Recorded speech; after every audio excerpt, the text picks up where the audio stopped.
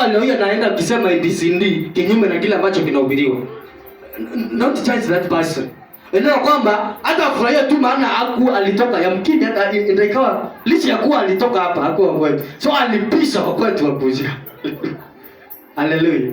So isikutishie na isikusumbue akili. Songa mbele. Maana anasema kama angekuwa wa kwetu, wangelikuwa wa kwetu, wangekaa pamoja nasi. Lakini walitoka ili wafunuliwe kwamba si wote walio wa kwetu. Sio wote walio wa kwetu. So yeye ambaye alitoka anafaa afunuliwe. So far anahitaji kuwa ameshafunuliwa hapo hapa. Aende mahali ambapo alikuwa amepangiwa.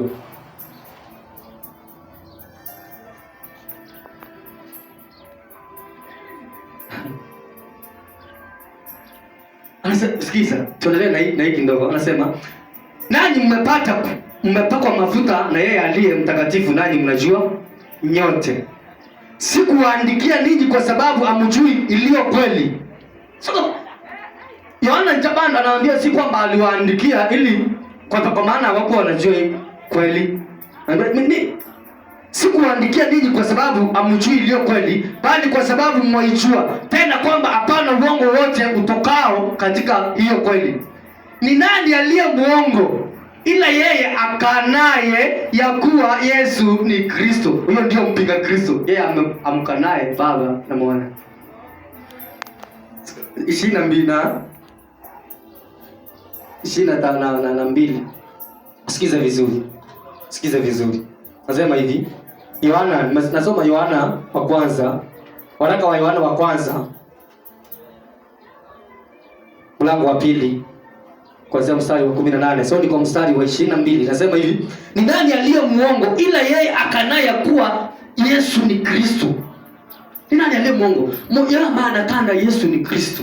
Hiyo ndio muongo. Alafu anasema huyo ndiye mpinga Kristo, ambaye anakana Yesu ni Kristo. Siku nyingine hata wanasema kwamba haiwezekani kuwa Kristo ndio Mungu. Yaani wamejawa carnality. Yaani katika kabisa so hao ni wapinga Kristo. Anasema kwamba Mungu hapana, yaani hakuvaa mwili ili akuje katika utukufu wake. Maana sio nini anakaa na hayo mambo. Ndio ni mpinga Kristo. Hiyo ni muongo na ni mpinga Kristo. Anasema huyo ndiye mpinga Kristo, yeye amkanaye Baba na Mwana. Maana ukimkana Mwana umemkana pamoja na Baba. Kila amkanaye Mwana anaye Baba. Amkirie Mwana anaye Baba pia.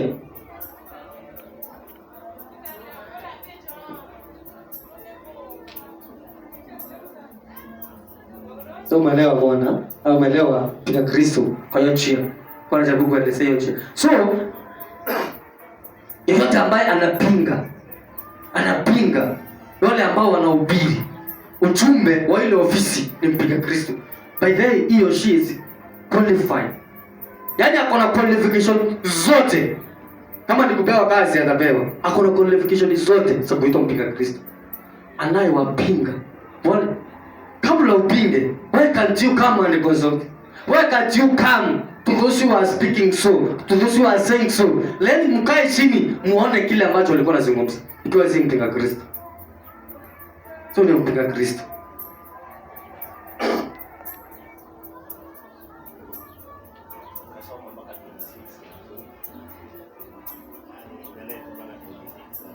Tuanze 25 anasema na hii ndio tulikuwa tumefika 22, nimesoma 22. Tuende 23. Kila mkanaye Mwana hanaye Baba. Hana. So hiyo ni kukana. Amkanaye Mwana hanaye Baba. Amkirie Mwana hanaye Baba pia. Ninyi basi hilo mlilolisikia tangu mwanzo na likae ndani yenu. Ikiwa hilo mlilolisikia tangu mwanzo linakaa ndani yenu, ninyi nanyi mtakaa ndani ya Mwana na ndani ya Baba. Na hii ndiyo ahadi aliyotuahidia, yaani uzima wa milele. Nimewaandikia haya katika habari za watu wale wanaotaka wapotosha ama kuwapoteza. Haleluya. Akina nani? Wale wapinganaji. Wale wahubiri wa uongo, wale ambao amesema amepanga. Sasa ikiwa kwa nini anawaandikia? Si kwamba wajui kweli. Kwa nini tunajaribu kufundisha watu? Si kwamba hawajui kweli, lakini ili kuwa kabisa ukuwa na udhabiti na udhibiti na ujasiri ya kuelewa ni nani. Kama yule ambaye nimesomea pale, huyo mtu kama hakuwa na ujasiri, yani hakuwa na kina kabisa tayari ni nani, angenyang'anywa na yule mnabii. Hizo mpaka hata namwambia unafikiria tu kuzaliwa upya tu. Yaani kama kitu kimezaliwa upya shwali, kinahitajika nini tena? Nini ambacho kinahitaji? Kama hiyo sio ndio mrogi kabisa. Natoka akili za watu. Kwa hivyo unafikiria hata mrogi, lazima watu wanafikiria warogi ni wale ambao wanaenda usiku uchi. Warogi lakini siende huko sana. So anasema nimewaandikia haya katika habari za watu wale wanaotaka kuwapoteza. Na hii ndio ahadi aliyotuahidia, yaani uzima wa milele. Ikiwa kuna mtu ambaye atakuja kupoteza kwamba wewe hauna uzima wa milele ndani yako, ya kwamba wewe unaenda kupotea, my friend, ndio sababu tunakufundisha kwa ajili ya huyo ambaye anataka kupoteza wewe. Kwa ajili yule ambaye anataka kupoteza kwamba eti wewe utakaliwa na roho. Eti kuna Yesu ambaye anakuja mawinguni. Umngoje. Huyo ndio sababu tunakuambia hichi, ya kwamba huyo anakupoteza. So in case kama mtu kama huyo akikuja, ukuwe na udhabiti na ujasiri na uhakiki kabisa kwamba mimi ninaye roho, ninaye Yesu amenikalia ndani yangu milele yote. So hawa pinga Kristo, kwa nini wanajia hawa ambao anazungumzia, wale ambao amezungumza 18 pale, pia anawasambia wanakuja kuwapoteza. So mpinga Kristo anakuja kupoteza watu ama kupotosha watu. Aya, anahubiri sema, mfano anahubiri kifo cha Kristo vibaya, kufuka kwake vibaya. Yaani hakuna kitu ambacho huyo mtu ambaye anasimama na kuhubiri, ambaye ni mpinga Kristo sehemu ya pili, yaani hakuna kitu anahubiri straight forward. Hakuna hata kimoja hivi. Ikikuja kuhesabiwa haki, anaitwist, anahubiri totally different. Ikikuja kukaliwa na yaani hakuna kitu ambacho anaweza kuhubiri. Yaani hata kifo cha Kristo chenyewe anaweza kuambia kilindanganywa hata hakufufuka. Nakwambia hata ni mwili ulibadilishwa, sio Yesu ulichapo. Yaani huyu mtu hakuna kitu hawezi kukuambia. Chochote ambacho anahubiri vizuri, anahubiri kinyume. Kufuka kwake kila kitu anahubiri vibaya. Kukuja kwake pia anahubiri vibaya. Yaani vile anakuelezea kukuja kwa Yesu, yaani anahubiri totally different. Yule mpinga Kristo bado. Maana nimesema ni yule ambaye anasimama na kuhubiri kuhusu Kristo, lakini anahubiri kinyume na hiyo ofisi ambayo ni Kristo. So ni mpinga Kristo. Yaani kwa mfano akisimama hapa akuelezee vile Yesu anakuja. Yaani unaona wewe kabisa, wewe ni ovyo kabisa. Na hizo wewe unafika mahali sasa kusema Yesu usiniache. Yesu kabisa ukikuja usiniache. Yaani anangaagaa hapa akitoka baada. Kwa mfano kama kashati kama haka kangu kawaida hivi, nikitoka hapa nimekuwa ovyo kabisa. Watu tunashinda kama tulikuwa tunapigana na watu. Yaani nimekaagaa chini hapa, ati Yesu asiniache. Juu nimeambiwa Yesu anakuja na ananiache. Yaani kukuja kwa Yesu huyo mtu tu ambaye ni mpinga Kristo, yule anakuelezea. So in simple terms, wapinga Kristo au mpinga Kristo ni yule ambaye anahubiri hata injili. Anahubiri by the wanahubiri katika kupinga. Katika ile kupinga ndio wanahubiri. Maana tulisema ni ofisi sawa, wanapinga ile cheo, ile ofisi, ile kazi. Yeah. So wote watakuwa wana qualify kuitwa wapinga Kristo ama watakuwa wanapinga Kristo. Maana mtu ambaye si mpinga Kristo, so nielewe, wale ambao wanahubiri na wale ambao watanisikia, wahubiri wote wanaohubiri kinyume, wanafaa waelewe kazi ya Kristo ilikuwa gani. Kazi ya Kristo ilikuwa gani? Baada ya kufa kwake na kufufuka, matokeo ilikuwa nini? Hiyo ndio kitu ambacho kinahitaji kuhubiriwa. Ukienda Uganda, wanahitaji kuwa mwenye ambaye anasimama, anajiita mwana wa Mungu, anajiita muamini, anajiita mtumishi wa Mungu, anahitaji kuhubiri ujumbe mmoja na yule ambaye ako Kenya na yule ambaye ako mahali kwingine. Kuhusu Yesu. Matokeo yake anahubiri mfano, matokeo yake ni uzima wa milele. Ukienda hapa, ukikuja hapa tunahubiri uzima wa milele. Ukienda South Africa, mwingine naye anahubiri kukaliwa na roho. Mwingine anahubiri kuhesabiwa haki. Mwingine anahubiri ukombozi. Mwingine anahubiri haki. Yaani wao wote, hiyo ndio ujumbe. Hiyo ndio matokeo ya hiyo kazi mahususi. Ikiwa mtu ahubiri hicho, ikiwa mtu ahubiri kabisa matokeo na anataja Kristo, yeye anapinga Kristo. Hiyo ndio matokeo. Tunahitaji kuelewa matokeo ya hii ofisi, ya ile kazi ambayo tulisema ni kazi, ilikuwa ofisi, cheo, kazi ile na Kristo.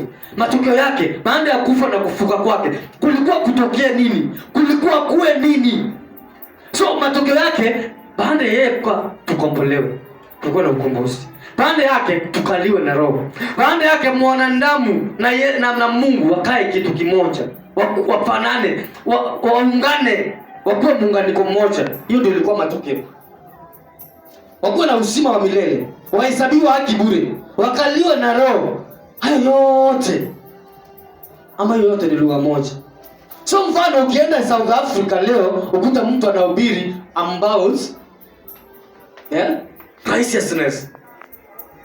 Alafu uende America ukuta somebody else anahubiri about holiness. Alafu kama yet Kenya ukuta mwingine anahubiri about the eternal life. Those people are speaking about one thing. That's what I mean. Yaani hiyo ndio matokeo. So wanaelewa Kristo, wanaelewa kazi ya Kristo hao wote. Na hiyo ndio inahitaji tufike. Maandiko yanasema tufike kimo cha utimilifu wa Baba. Ni katika hiyo kimo. Kwamba tuelewe tukae katika njia moja. Tuelewe tukae katika utimilifu huu. Tukae katika njia moja. Hiyo ndio inamaanisha kwamba tufikie kimo cha utimilifu wa Kristo. Yaani kwamba wahubiri wote wanaohubiri na ifaki kila mtu ni muunduma. Usianze kusema mimi napokea tu. Hakuna mtu ambaye hajakabidhiwa kwamba kueleza ukweli huu. Unaweza kueleza hata wewe. Si unasha. In fact mtu anaelezanga chenye amesikia. Au tafakari, au toi kwa hewa. So mwanamuzuri ni yule ambaye anasikia na anaenda naye kuambia mwingine. Kwani nasambaa aje? Ukisoma Yohana 20 pale. Yohana John chapter 20. Wakati ambapo ni huyo mama anaonana na Yesu akisema ni mlinda bustani. Alifanya aje? Aenda akaambia wote akatambaza. Kwani alikuwa mchungaji? Mama alikuwa mchungaji? Mama wa kisima pale anapokutana na Yesu anamuuliza mambo ya uko na mwanaume anasema hana mwanaume yule Msamaria yule. Msamaria yule. Hawana pana. Sisi alisambaza. Hata hakuwa ameokoka. So usije kusema kwamba hii kazi ya kueneza injili ni ya mchungaji, ni wale ambao ni kila mtu ambaye ni muamini. Haleluya.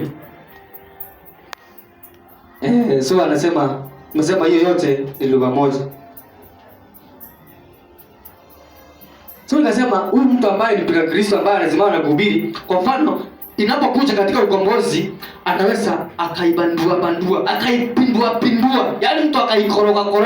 Eneo ya ukombozi, my friend, huyu mtu ambaye ni mpinga Kristo anahubiri. Kwa mfano ikifika eneo la ukombozi, akivile anaipindua. Hata wewe mwenyewe unashangaa. Mpaka anatoa kwa maandiko. Yaani anaipindua hivi, anaitusi hivi, anaibadilisha hivi, anaiweka kinyume. Yaani ikifika hiyo eneo la ukombozi ile anakuelezea. My friend, hata unashangaa. Huwezi ona. Yaani huwezi amini kile ambacho anakuambia. Ikifika maybe eneo la ukombozi, anaweza kuitwist kabisa. Yaani anakuambia umesamehewa dhambi lakini kuna zingine bado unahitaji kufanya jambo makitu kwa ajili ya hizo. Yaani anakuambia kuna dhambi zingine si hivi. Yaani wewe ukasamehewa hivi unafikiria hivi. So unapinga Kristo. Haleluya. Pinga Kristo. Hii ni somo refu. Sio hapa tutamaliza hata hili. Somo refu sana. We are in volume 3. Na sisi kama hata tumefika hata nusu. Mambo mengi ya kuhusu mpinga Kristo tunazidi kumchambua na kumuona ile ambavyo ni nani kwanza, tunamuelewa nani. But so far hata tukiachia hapa mfano, tuseme hata tumeachia hapa, mtu hawezi kudanganya kwa ajili ya mpinga Kristo. Kama ulikuwa tu, yaani kama uko tu umejikabidhi katika hiyo fundisho, mtu hawezi kudanganya. Hawezi kutishia juu ya mpinga Kristo. Hawezi kuambia juu ya siku za mwisho. Yaani akwambia mwisho wa dunia. Hakuwa anazungumzia dunia. Msikia siku za Bwana, siku za mwisho. Ni vitu ambavyo ilikuwa hapo tu. Kama Yohana alikuwa anapozungumza siku za mwisho, ni siku za mwisho wa ahadi za Mungu. Basi nitumie. In fact so far Mungu nimesema andai chochote na mwanadamu. Mungu hakuna kitu ambacho anadaiwa. Ameshatimiliza ile ahadi ambayo alikuwa ameahidi. Sio adaiwi chochote. Maana amekusha weka kile ambacho amekusha peana, natoa kile ambacho alikuwa ameahidi. So yani usikue na changamoto yote inapokuja katika mpiga Kristo, until the next time tunapokutana tutaendelea. So you can even unaweza hata saidia mwingine kuhusu mpinga Kristo. Yamkini wachungaji wako na shida sana. Si uende kwa mtandao. Asema characteristics of an antichrist. Kwa mtu mwingine alisikia akisema alisema characteristics of an antichrist kwa YouTube. Nimeona mahali. Na kuna hata mwingine anaitwa ako from Tanzania. Nabiri kuhusu mpinga Kristo kwa njema. Ita somebody kwa njema. Huyo mtu akikuhubiria hiyo antichrist, hiyo mpinga Kristo, nashangaa. Hata unaogopa kabisa yaani nilikuwa nimwangalia sio ni juzi. Maana niliona akihubiri hiyo mpinga Kristo nikamwangalia hivi. Nilikuwa tunacheka. Lakini in fact kama hujaelewa ungekuwa unalia. Nilikuwa naieleza kabisa. Vile alafu sasa karibu zaidi akapeana sifa za mpinga Kristo. Ukaona sasa mpinga Kristo kabisa. Yaani wako already, yaani anakuja vile ambavyo anakuja akapeana sifa za mpinga Kristo. Characteristics of an antichrist. Akaelezea kaangalia hivi. Ukasikia sasa wewe unasikia tu umefarijika tu maana unaelewa tu. Lakini niambie kama hujachua hata ungekuwa unalia. Tulikuwa tunasikia mpinga Kristo tunaanza kutetemeka. Eti mpinga Kristo anakuja anakukata kindole hiki, anaenda zake. Sasa nilikuwa nasema mpinga Kristo wakati atakuja atakuwa ama hatujasikia vitu kama hizi. Kitambo nilikuwa nasikia kama ukani Yesu, mpinga Kristo anakuja anakata kindole hiki. Moja anaenda zake, anakaa. Unasikia uchungule. Alafu anakuja bado unamkiri Yesu. Nasema anakata nyingine. Yaani anakutesa mateso tofauti sana. Hilo si mpinga Kristo jamani. Mfano kama Afghanistan, Taliban wamechukua ule uchaguzi, kuna mateso huko. Haina maana kwamba wale ni wapinga Kristo. Hakuna kitu kinahusiana na upinga Kristo pale. Maana rais wa Afghanistan sasa hata ametoroka. Rais Afghanistan. Sasa hizi inatawaliwa na Taliban. Watu wanateswa, wanauawa. So haina maana kwamba ni wapinga Kristo. So kuna mtu ataibuka na hiyo. Bali inaendelea Afghanistan. Kuna mtu ataibuka. Watch and see. Kwa mtu ataibuka kuhusu Afghanistan vile ambavyo imetekwa nyara na Taliban, atasema kwamba ni mpinga Kristo. Utasikia tu. Watu wako na maneno sana. Hata sio wanapatanga hizi vitu aje. Mateso yanapokuja ni kawaida tu ya mambo ya dunia tu. Ni vita tu za kawaida. Si kwamba ni haihusiana mambo ya roho. Chochote ambacho unaona kinafanyika hapa, akihusiana mambo ya roho na usikiweke katika, yaani usikiambatanishe na masuala ya roho. Hallelujah. Tumalizie hapo tuzima. Katika kipindi kingine. So kwa hivyo